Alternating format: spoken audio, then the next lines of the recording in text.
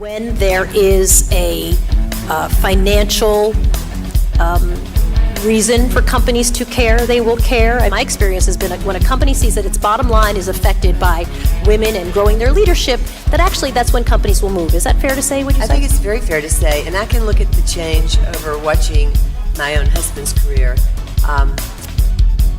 There was a time when you did it, or you thought you should have women because it was the right thing to do. And so that was the influence. And CEOs today see that having more women in their management groups or on their boards of directors impacts the bottom line. So they are clearly not, it's not going to be sustainable for them to do something because they think it's the right thing to do. That's not sustainable. What's sustainable and has proven to be sustainable is it does impact the bottom line.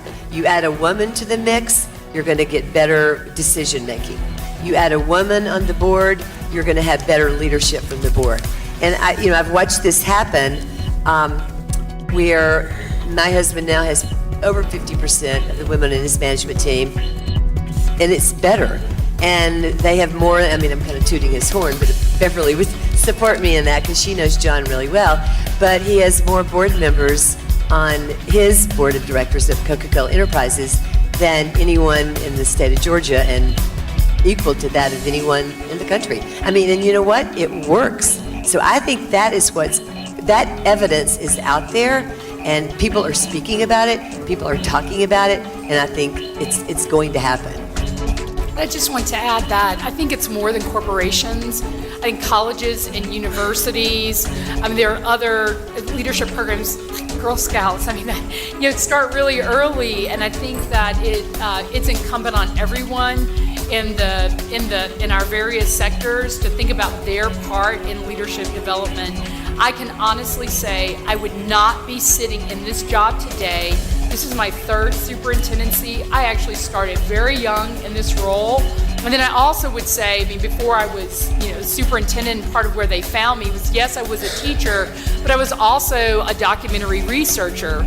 And I had already started working for National Geographic magazine as a photographer and a researcher.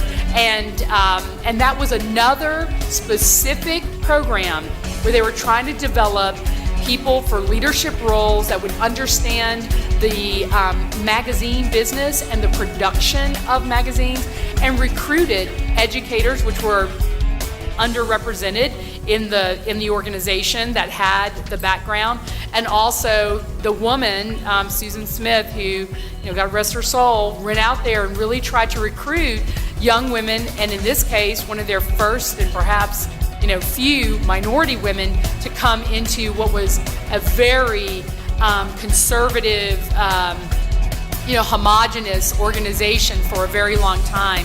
So I know that I wouldn't have had the professional opportunities I have today and would have been able to reach some of the goals in the executive leadership ranks without these kinds of programs. So, and National Geographic is a nonprofit, membership-oriented organization.